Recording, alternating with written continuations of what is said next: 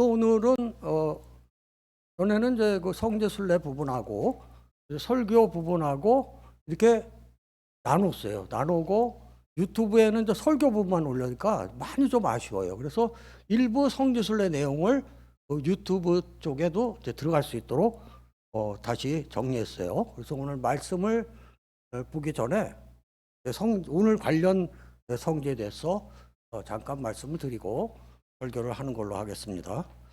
그러니까 예루살렘 그 구시가지라고 하죠. 그러니까 성지가 있는 걸 구시가지라고 해요. 올드 시티라고 하죠. 올드 시티의 동쪽 성벽. 거기에 제일 끝에 라이온 게이트가 있는 거예요. 라이온 게이트. 물론 이제 동쪽 성벽에는 그 성전선 앞에 황금문이라는 것도 있어요. 골든 게이트가 있어요. 근데 우리하고는 관계없습니다. 그래서 옛날에 제사장들만 드나드는 분이기 때문에 대부분은 다 라이온 게이트에서 시작하는 거예요. 또 왜 사자문이라고 했냐 하면 사진을 보면 성전 입구, 라이온 게이트 그 입구 양옆을 보면 그 한 쌍의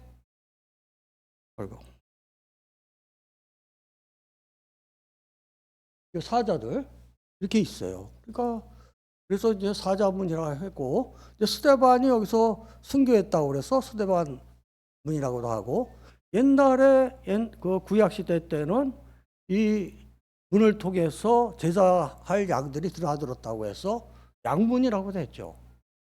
근데 이게 16세기에 그 파괴된 성벽을 그 술레이만 그 대제가 그걸 짓기 시작했어요. 근데 짓기 시작하면서 그 꿈을 꿨는데 너가 예루살렘을 제대로 보호하지 않으면 너는 사자한테 잡혀먹힐 거야. 이제 그렇게 얘기된 데서 깜짝 놀래갖고 절대 잊지 않기 위해서 이 사자 조각을 해놨다는 그런 이제 전승이 있어요. 그래서 이 사자문이 중요한 거는 뭐 다른 사람한테는 큰 저기들은 아니겠지만 스데반이 여기서 앞에서 순교함으로써 우리는 여기서 시작하는 게 아니라 여기가 벌써 성지가 되는 거죠. 그래서 이제 바로 이제 나가면 성안나교회가 나오고 오늘 그 베데스다 못이 있고 그리고 이제 십자가의 길이 시작되는 거예요.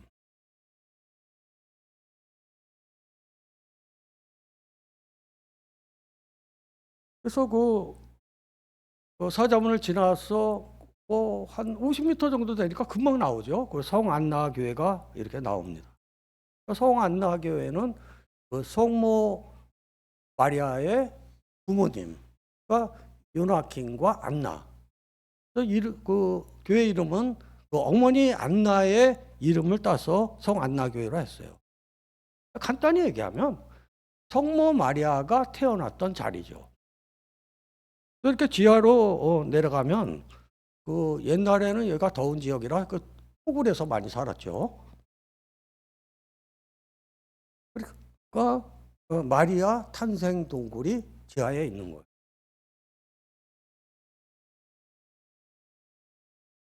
저는 맨 처음에 성지순례 갔을 때는 교회만 보고 왔어요. 밑에 토굴이 있는 줄 몰랐어요. 그러니까 참 이게 많이 알고 갈수록 많이 아는 것만큼 본다. 이런 얘기가 있어요. 그리고 성안나교회를 가면 이게 굉장히 입체적으로 찍었죠. 찍은 이유가 뭐냐 하면 이 성전이 로마네스크 양식으로 굉장히 높고 단순하고 하게 로마네스크 양식으로 이렇게 지은 거예요. 이렇게 짓다 보니까 이게 소리가 매우 길면서 분명히 웅장하게 나오는 거예요. 그러니까 세계에서 가장 아름다운 소리를 내는 교회다. 이렇게 보시면 되는 거예요. 그러니까 교회 자체가 소리를 냅니까? 그러니까 이 스토리를 모르고 가면 거기 가면 또 찬양들을 하죠. 그럼 찬양하면 굉장히 이제 울리는 거예요. 그래서 우리가 거기서 찬양을 하면서 그 아름다운 소리에 이제 은혜를 받게 되는 거예요. 또 성안나교회 앞마당에 오늘 그 설교 말씀인 베데스다 못이 있어요.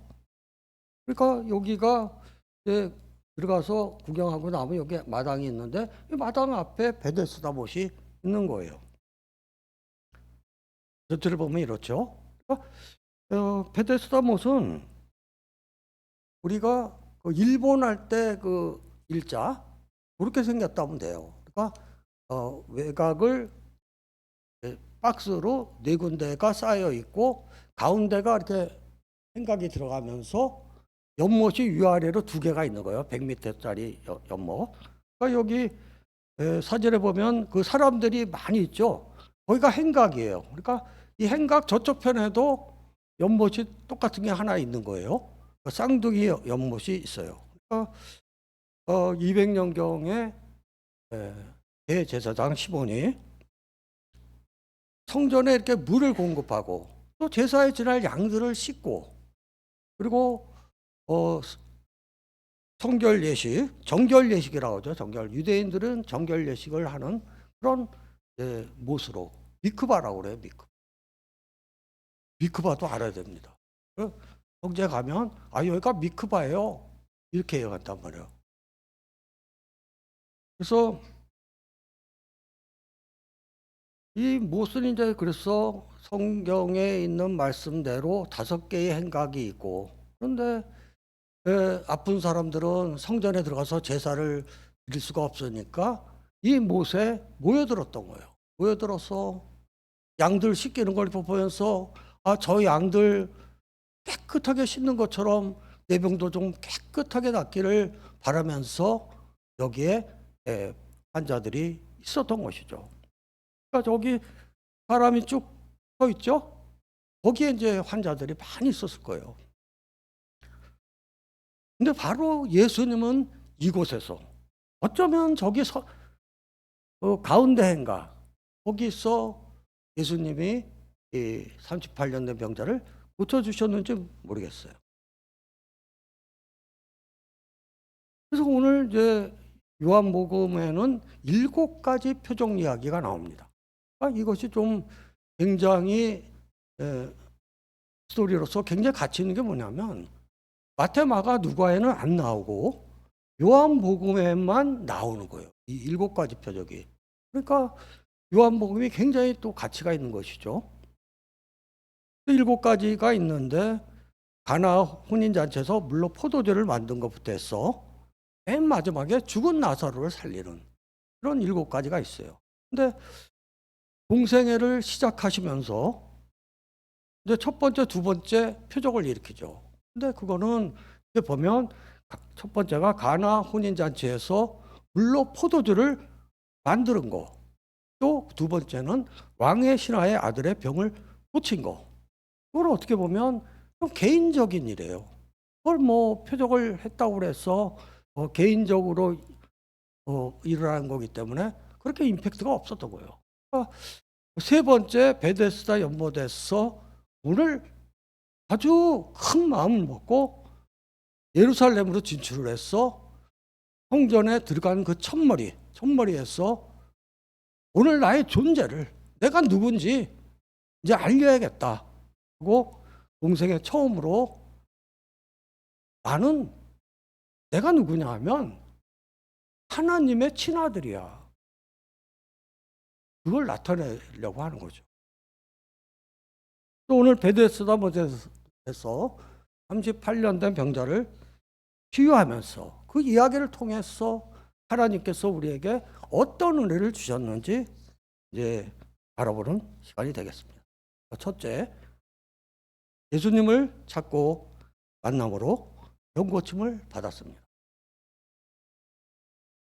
그래서 요한복음 5장 1절에서 4절을 보면 예수님께서 유대인의 명절, 그러니까 유대인의 명절이면 여러 가지 있지만 그래도 유월절이겠죠. 예수께서 예루살렘에 올라오셨어요. 여기는 올라가시니라. 그런데 이 내용을 알고 보면 굉장히 큰 마음을 먹고 큰 부담을 갖고 올라가시는 거예요. 그래서 예루살렘 양문 곁에 아까 얘기했죠. 사자문 근처에 베데스라 못이 있었고 거기 행각 다섯이 있었고 많은 병자들이 누워서 있었던 거예요. 근데 그 병자들이 무엇을 막 애타게 기다리는 거예요. 보니까 물의 움직임을 기다리는데 천사가 가끔 못에 내려와 물을 움직이게 하는데 움직인 후에 먼저 들어가는 자는 어떤 병에 걸렸든지 낫게 되밀어라. 또 낫기 위해서 기다리는 것이죠. 그러니까 우리가 추측을 해보면 여기에 간헐적으로 온천물이 때때로 가끔 나왔을 거고 그것이 물을 진동시켰을 것이다. 이렇게 보는 거예요. 그래서 당시 사람들은 그것을 천사가 내려와서 물을 진동하는 것으로 착각했을 것이다. 이렇게 얘기를 하는 거죠. 그리고 또 온천물이라면 물이 붉은색으로 해서 철분이 있기 때문에 가끔 치료의 효능도 발휘했을 것이다. 이렇게 이제 추측하는 것이죠.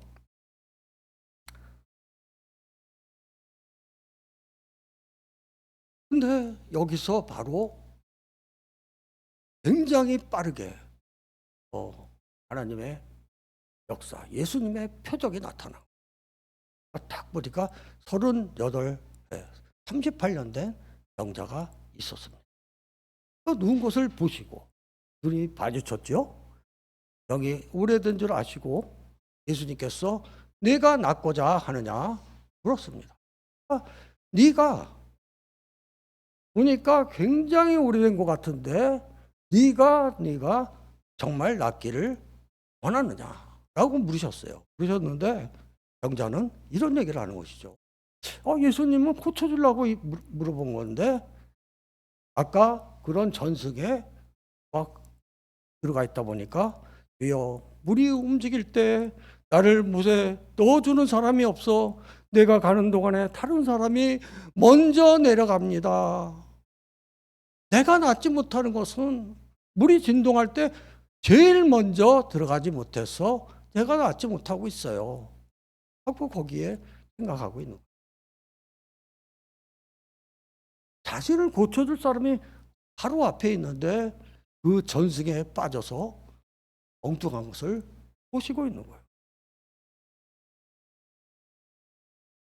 그런데 예수님께서는 거두절미하고 그래 너는 나를 몰라 너 알아? 이런 과정이 없이 바로 일어나 내 자리를 들고 걸어가라.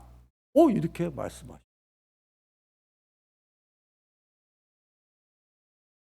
사실은 이게 하나의 시츄에이션으로 생각을 해보면 밑도 끝도 없는 거예요.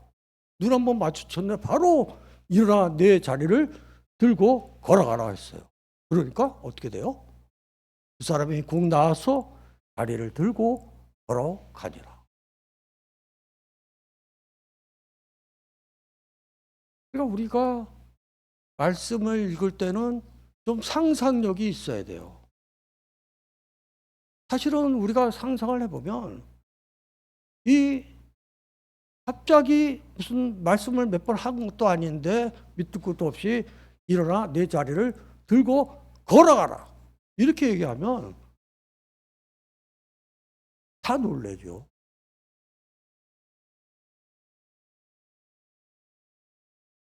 그래도 하나 다행인 게 있었어요. 너무 놀래갖고 당신은 누구예요? 이렇게 했으면 이 병자가 못 고쳤을 거예요. 걸어가라 하니까 깜짝 놀래갖고 벌떡 일어났어. 걸어감으로써 병이 치유가 된 것이죠. 그런데 이 내용을 보면 굉장히 특이한 게 있어요. 예수님께서 믿음이 전혀 없는 병자를 일방적으로 고쳐줬다는 거예요. 다른 건 다 체크하거든요. 이게 우리가 보면 몇 가지만 내가 뽑아봤습니다. 몇 가지 뽑았더니 나병 환자 얘기, 마가복음의 중풍병자 얘기, 회당장 야이로의 딸, 또 혈루병 앓는 여인, 왕의 신하의 아들 이렇게 쭉 뽑아보니까 다 체크를 했어요. 밑도 끝도 없이 그냥 낚여준 거는 없습니다. 그리고 대답도 들어봤어요. 원하시면 저를 깨끗하게 하실 수 있습니다. 병자를 메고 온 네 사람의 믿음을 보고 내가 병을 고쳐주었다. 믿기만 하면 치유된다. 내 믿음이 너를 구원하였다. 내 아들이 살아있다. 말씀을 믿어라. 믿음하고 연결시키면서 놀라운 사역을 일으켰다는 거예요. 특히 대표적인 게 소경 바디메오 얘기예요. 누가복음 18장 35절에 나오는데, 근데 소경이니까 앞이 안 보이니까 사람들에게 물러서 예수님이 지나감을 하고 알았어요. 야, 예수님 막 지나가. 너 아까 나한테 부탁했지? 말까 하니까 지금 나를 불쌍히 여기서 하고 두 번 외쳤어요. 왜냐하면 자기가 눈이 안 보이니까 정확한 타이밍에 못할 수도 있으니까.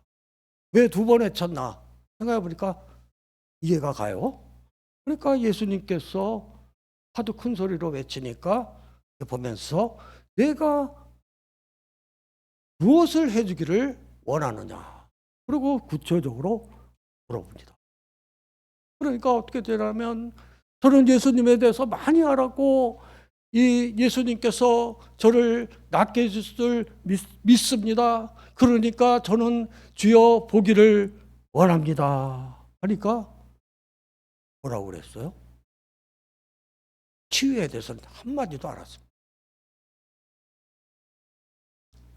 내 자리를 들고 걸어가라는 거는 수준이 낮은, 상대가 너무 수준이 낮으니까 그렇게 얘기할 수밖에 없어요.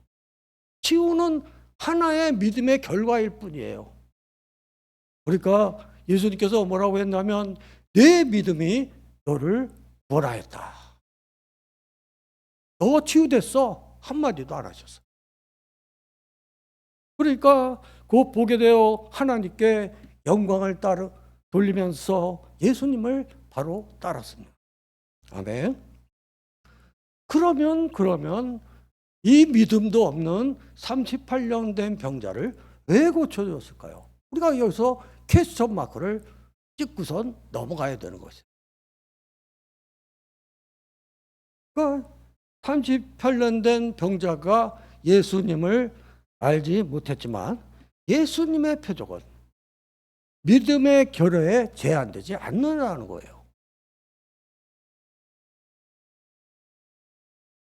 오늘은 공생애 처음으로 공개적으로 하나님이 자기의 친아버지, own father, 친아버지임을 나타내고자 하신 것이죠.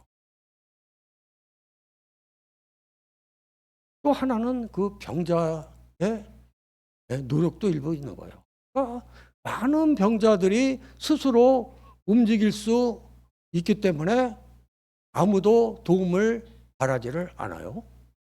하지만 이 38년 된 병자는 누가 도와주지 않으면 자기가 물이 진동할 때 먼저 들어갈 수 없기 때문에 두리번 자기를 도와줄 사람을 찾은 거예요. 그래서 찾다 보니까 예수님과 눈이 마주쳤고 큰 맘 먹고 오신 예수님께서 바로 다리를 들고 일어나 걸어라 하고 말씀하신 거예요. 우리가 뭡니까? 우리가 어려울 때는 도와줄 사람을 찾아야 되는 거예요. 물론 예수님을 만나면 좋지만 예수님을 못 만나면 담임 목사님을 찾아오고 또 장로님을 찾아오고 권사님을 찾아와야 나의 문제가 해결되는 거예요. 그러니까 38년 된 병자는 믿음이 없었지만 찾았기 때문에 예수님과 눈이 마주쳤고 큰 맘 먹고 오신 예수님께서 바로 성령의 능력이 바로 나갈 수 있었던 거예요. 아멘. 그러니까 우리는 도와줄 사람을 찾아야 되고 찾아서 그 도와줄 사람하고 눈이 마주쳐야 돼요. 눈이 마주쳐야 그 놀라운 능력과 지원이 나한테 오는 거예요. 예수님을 찾고 만남으로 영육간의 병 고침을 받은 것이죠. 예수님을 찾고 만남으로 영육간의 병 고침을 받는 성도들이 되기를 축복합니다. 아멘. 두 번째, 더 심한 것이 생기지 않게 다시는 죄를 범하지 말아야 합니다. 38년 된 병자는 병 고침을 받았지만 유대인들이 안식일에 병을 고친 사람이 누구냐 도대체. 안식일에 병을 고친 사람이. 그리고 무슨 권한으로 안식일에 병을 고쳤단 말이야. 하면서 이제 일을 재기 시작합니다. 그러니까 병을 고친 거는 하나의 출발밖에 안 되는 거예요. 그래서 이제 보면 10절에서 13절을 보면 안식일 논쟁이 시작되는 거예요. 안식일 논쟁. 그 38년 된 병자가 예수님께 병 고침을 받고 자리를 들고 걸어간 후에 유대인들은 너가 안식일에 자리를 들고 걸어가는 것이 율법을 위반했다 하고 이제 공격을 하는 것이죠. 그러니까 12절을 보면 그 병자는 뭐라고 대답해요? 내가 그런 게 아니고 그 나를 고쳐준 사람이 다리를 들고 걸어가고 해서 나는 걸어간 거야 하고 참 배은망덕하죠. 아니 그 고치면 얼마나 감사하기는커녕 그 예수님께 책임을 돌리고 있는 거예요. 근데 그때 상황이 어떻게 됐냐면 이 고침을 받은 사람 조금 이 병자를 얘기하는 게 주어가 좀 바뀌었어요. 아까는 38년 된 병자라고 했지만 이미 나섰기 때문에 고침을 받은 사람 이렇게 나오죠. 예수님이 그러니까 그 고쳐준 사람이 누구인지 알지 못했고 거기 살아있만으로 예수님께서 일단 궁정 속으로 피하셨습니다. 그리고 이제 14절, 15절을 보면 성전에서의 제외 그리고 하나의 경고가 나오는 것이. 그 후에 나중에 예수님께서 성전에서 그 사람이에요. 38년 된 병자가 아니라 그 사람을 만나 이르시되 보라 내가 나왔으니 더 심한 것이 생기지 않게 다시는 죄를 범하지 말라. 이렇게 하고 충고를 줍니다. 병 고치는 걸로 안 끝나는 거야. 네가 진정으로 회개하고 하나님 앞에서 너 영이 영적으로 온전해져야 돼. 그렇지 않으면 더 심한 것이 생길 수 있어. 명심해. 이렇게 경고를 주는 거예요. 근데 그 사람은 어떻습니까? 이렇게 경고를 주니까 아이고 예수님 제가 잘 몰라갖고 믿음이 없는데 지금이라도 열심히 믿겠습니다. 너무너무나 감사합니다. 이래야 되는데 뭐라고 그러죠? 15절을 보니까 유대인들에게 가서 자기를 고친 이는 예수라 하고 고자질했어요.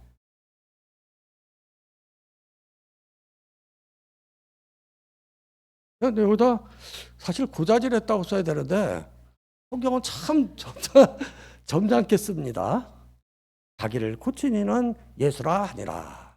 그러니까 우리가 성경 말씀을 보면 굉장히 이 리듬을 죽여서 써놨기 때문에 우리는 상상하고 우리는 이 단어가 맞나고 생각하면서 해야 우리가 의뢰를 받을 수 있어요. 성경을 문자 그대로 보면 의뢰가 안 됩니다. 너무 평범하게 써놨기 때문에. 근데 그 16절, 18절을 보면 이제 여기서 그렇게 고자질까지 하니까 이 갈등이 최고조에 도달한 거예요. 예수님은 좋으셨겠어요? 싫으셨겠어요? 마음속으로 좋았습니다. 야, 찬스구나. 너희가 안식일에 내가 병을 고친 걸로 언제 나를 고발하고 박해하려 하는구나. 그래, 잘 됐어. 내가 이제는 폭탄 선언을 할게. 안식일에 내가 병을 고칠 수 있는지 없는지 내가 선언하러 왔어. 그렇게 이제 말씀하시는 것이죠.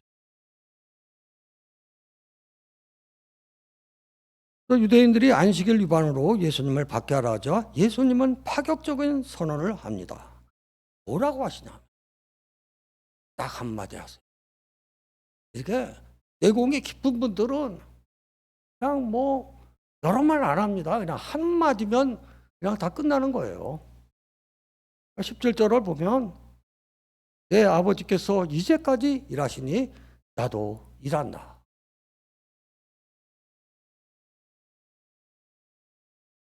근데 이게 이제 우리가 성도 입장에서 보면 이게 무슨 말을 한 건지 감흥이 안 와요. 유대인의 입장에서 그걸 읽어야 돼요. 그러면 유대인의 입장에서는 두 가지 점에 대해서 아주 그냥 화를 나게 하는, 말도 안 되는, 어디가 또 갑자기 나타난 양반이 어떻게 갑자기 내 아버지께서 이제까지 나도 일한다 말할 수 있냐. 첫 번째는 안식일에도 일하시는 하나님의 섭리를 근거로 자기의 사역을 정당화했다는 거예요. 하나님의 섭리 중에는 이 우주 만물을 관장하는 섭리도 있죠. 만약에 안식일이라고 우주 만물의 섭리가 작동하지 않으면 어떻게 돼요? 해가 떨어지고 별이 떨어지고 지구가 자전을 안 하고 이렇게 되면 이 세계가 엉망이 되는 거예요. 네가 어떻게 사람이 하나님의 섭리를 갖고 너의 사역을 정당화하느냐. 그리고 두 번째는 어떻게 하나님을 자기의 친아버지라 하여 자기를 하나님과 동등으로 삼느냐. 그래서 막 울분이 터지는 거예요. 울분이. 그 유대인 입장에서 생각하면 이 성경 읽으면서도 내가 이제 유대인 다중인격이 돼야 돼요. 그래야 우리가 성경에서 은혜를 받습니다. 유대인 입장에서 보면 이게 말도 안 되는 이런 못된 막 이렇게 되죠. 하나님을 자기의 친아버지라 해요. 우리가 이제 영어로 봐야 된다고 그러죠. 영어로. He was even calling God his own father. 하나님을 자기 자신의 아버지, 친아버지, 그냥 아버지가 아니라 my father가 아니라 my own father. 그런데 영어하고 한글 번역한 거하고 똑같지가 않죠. 어디가 똑같지 않냐? 빨갛게 해놨죠. even. 심지어 너는 하나님을 너의 아버지라고 친아버지라고 했지 않냐. 심지어. 그러니까 번역을 하나님을 자기의 친아버지라 하여 이렇게 하는 게 아니라 심지어 하나가 들어가야 되는 거예요. 그래야 영어의 뉘앙스하고 맞습니다. 그리고 그 다음에는 또 어떻게 되냐면 자기를 하나님과 동등으로 삼으심이라. 그러니까 동등이라는 게 뭐예요? 시밀러. 비슷한 수준이란 거죠. 비슷한 레벨이란 거죠. 동등. 그런데 영어는 안 그랬어요. 왜 영어로 봐야 돼요? 임팩트가 틀려요. Making himself equal with God. 하나님과 이퀄이다. same이야, same. 그러니까 우리가 이거를 번역하려면 자기를 하나님과 동일하게 여기더라. 이렇게 번역해야 되는 거예요. 근데 이때 우리가 초기 성경을 만들 때 그 번역자가 소심했어요. 소심해갖고 동일로 번역해야 되는데 NIV 성경은 그 헬라어 성경 원문에 충실하려고 노력한 성경 아니에요? 그러면 동일하게 여겼더라. 이렇게 되는 거죠. 그래서 예수님은 안식일에 병을 고쳐줌으로 유대인들에게 받게 받을 것을 아셨지만 예수님이 안식일의 주인이며 친아버지인 하나님과 하나가 되어 일한다는 것을 만방에 선포하신 것입니다. 그런데 이런 절대절명의 공생애 최초로 예수님의 존재 가치를 드러낸 그 와중에도 이 병자를 불쌍히 여겼어요. 여겨서 성전에서 만났을 때 심한 것이 생기지 않게 다시는 죄를 범하지 말라고 당부했던 것이에요. 우리는 주 안에서 병고침을 받은 자들입니다. 더 심한 것이 생기지 않게 다시는 죄를 범하지 말아야 합니다. 그리고 이제 마지막 세 번째, 병고침을 받은 자는 예수님을 알고 믿어야 합니다. 알고. 그래서 예수님께서 병자를 고치시고 유대인과 갈등이 최고조로 거의 폭발할 정도로 왔을 때 예수님께서 다소 긴 말씀을 이 베데스다 못에서 말씀하셨어요. 그냥 나는 하나님께서 내 친아버지야. 오늘 끝난 게 아니라 그거는 제목이었고, 그래 이렇게 된 김에 너희들한테 말해줄게. 내가 누구고 내가 무슨 권한을 가졌는지 말해줄게 하면서 굉장히 긴 말씀을 하시는 거예요. 무려 19에서 29절은 11절에 대해서 11절 동안 자신이 누구인지를 얘기를 했어요. 그걸 다 할 수는 없고 이렇게 추려보면 21절, 22절 이렇게 보면 아버지께서 죽은 자들을 일으켜 살리신 같이 아들도 자기가 원하는 자들을 살리느니라. 우리가 예수님께서 자기가 원하는 자가 되야겠죠. 예수님이 원하는 자가 돼야 부활을 할 수 있는 거예요. 그리고 심판을 다 아들에 맡겼으니. 그러니까 21절, 21절을 종합하면 하나님께서 자기의 친아들에게 부활과 심판의 권세를 줬다는 거예요. 주었기 때문에 어떻게 되나? 1절에 보면 나를 믿는 자는 영생을 얻었고 심판에 이르지 아니하나니 사망에서 생명으로 옮겼느니라.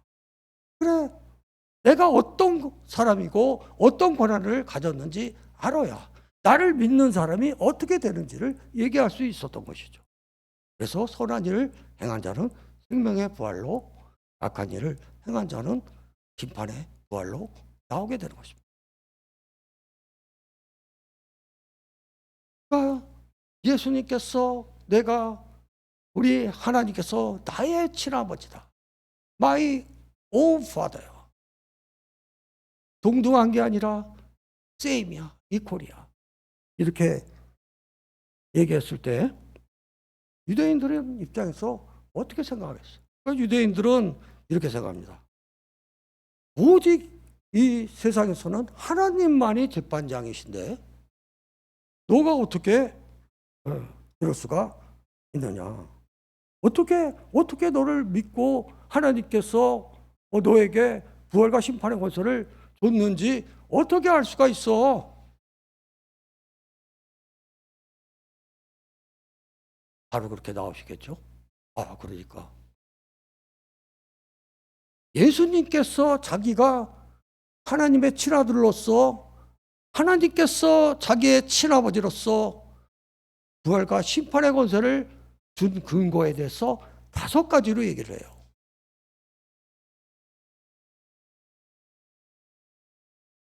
30절에서 47절까지 무려 17절의 동안에 얘기를 하는 거예요. 그 33절을 보면 침례 세례 요한이 진리에 대해서 증언했다. 나에 대해서 증언했어. 그리고 내가 하는 그 역사, 지금 봤지? 이런 표적이 앞으로 많이 일어날 거야. 이 표적이 나를 증언하는 것이다. 그리고 아버지께서 친히 나를 증언했어. 이렇게 얘기를 하시는 거예요. 구체적으로 볼까요? 침례 세례 요한이 누가복음 3장 1절에 얘기를 합니다. 나보다 능력이 많으신 이가 오시라니 나는 그의 신발끈을 풀기도 감당하지 못하겠노라 하면서 예수님을 소개합니다. 그러니까 예수님의 사역들은 요한복음의 7가지 표적들 외에 앞으로 이제 여기서부터 시작되는 거예요. 여기서부터 무수히 많은 표적들이 일어나는 거고, 그 표적은 예수님을 하나님의 친아들인 걸 증명해 주는 것이고, 그러므로 믿음으로써 부활을 하고 영생에 들어가고, 믿지 않는 자는 사망하는 그런 논리가 이제 공생의 3년 동안에 쫙 되는 거지. 그럼 하나님께서는 언제 증언하셨냐? 마태복음 3장 17절을 보면 예수님께서 요한에게 침례 세례를 받으실 때 하늘로부터 소리가 있어 말씀하시되 이는 내 사랑하는 아들이요 내 기뻐하는 자라 하고 소리를 내서 말씀을 하신 거예요. 그리고 나머지 2개, 네 번째는 성경이 내게 대해서 증언한다. 그리고 심지어는 모세가 나에 대해서도 기록했어. 이렇게 말씀하세요. 또 보면 우리가 신학교에 들어가면 구약 성경의 그리스도론, 그러니까 구약 성경에서 예수 그리스도를 예언하거나 증언한 구절에 대해서 한 학기 동안 배워요. 엄청 많죠. 그중에서 이제 다 할 수는 없고 5가지만 이렇게 추려봤어요. 이사야서, 미가서, 스가랴 이렇게 몇 개만 추려봤는데, 이거를 구체적으로 보면 이사야서 9장 6절에서는 평강의 왕이죠. 한 아기가 우리에게 낳고 한 아들을 우리에게 주신 바 되었는데, 하나님께서 하나님께서 이 평강의 왕으로 삼으실 것이다. 이렇게 해서 날때가 또 예언되어 있고, 그다음에 이사야서 53장 5절을 보면 고난받는 종, 그가 찔림은 우리의 허물 때문이요 그가 상함은 우리의 죄악 때문이라. 그리고 이제 어디서 태어날 것도 나오죠. 미가서 5장 2절 보면 베들레헴 에브라다야 이스라엘을 다스릴 자가 내게로 나올 것이다.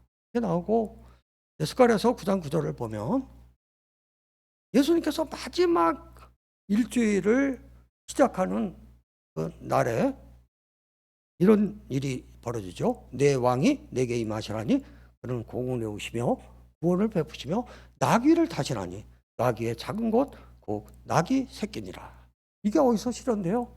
마태복음 21장 7절을 보면 나귀 새끼를 끌고 와서 예수님께서 그에 타시는 그런 실현이 되는 거예요. 그리고 이제 목자를 치라는 명령. 그러니까 마지막 일주일이 막 시작됐어요. 시작됐으니까 목자를 치면 양이 흩어질 것이라고 스가랴서 13장 7절에 예언되어 있어요. 그리고 예수님께서 겟세마네 동산으로 기도하러 가시면서 제자들에게 얘기하죠. 오늘 밤에 너희가 다 나를 버리리라 하고 마태복음 26장 31절에 예언을 해요. 굉장히 짧은 예언이죠.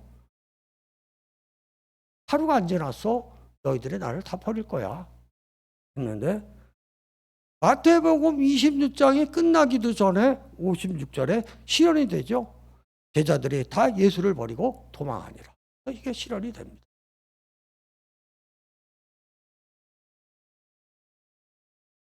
예수님은 하나님의 친아들이요 부활과 심판의 권세를 받았습니다.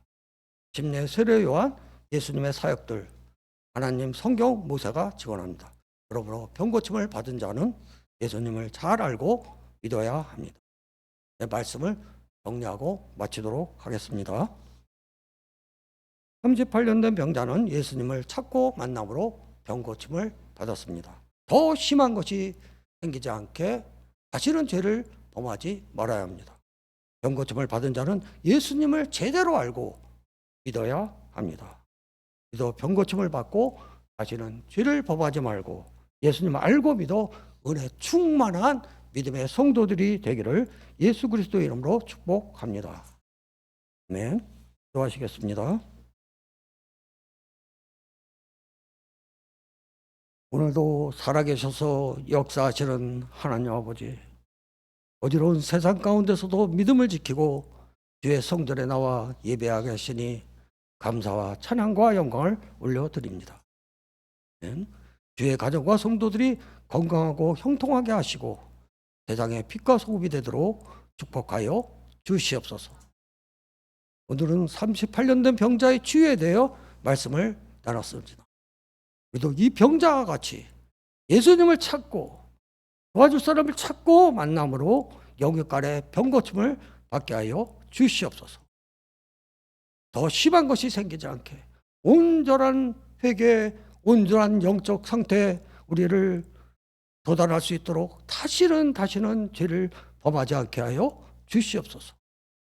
예수님을 잘 알고 제대로 알고 믿게 하여 주시옵소서. 다시는 죄를 범하지 말고 예수님을 알고 믿어 은혜 충만한 빛과 소금의 역할을 할 수 있는, 세상 가운데서 빛이 되고 소금이 될 수 있는 그러한 믿음의 성도들이 되게 하여 주시옵소서. 감사하며 예수 그리스도의 이름으로 간절히 기도드렸습니다. 네.